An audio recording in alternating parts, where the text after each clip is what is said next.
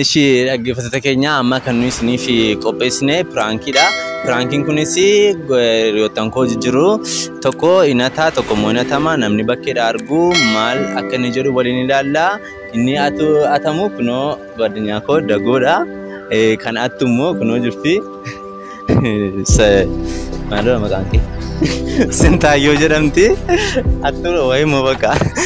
Kanaa waliin ilaalla. Nu hordofaa.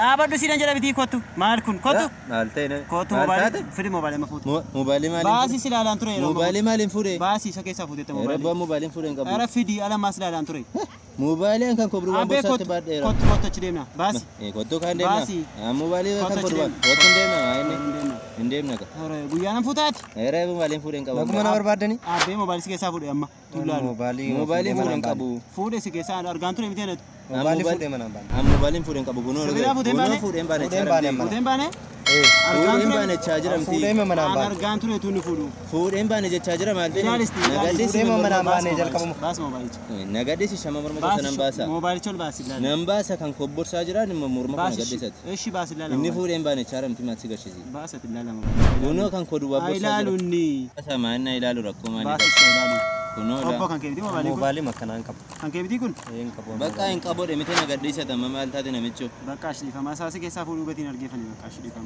kotu bira kotu range jechara kuno la kamera agarre galata garu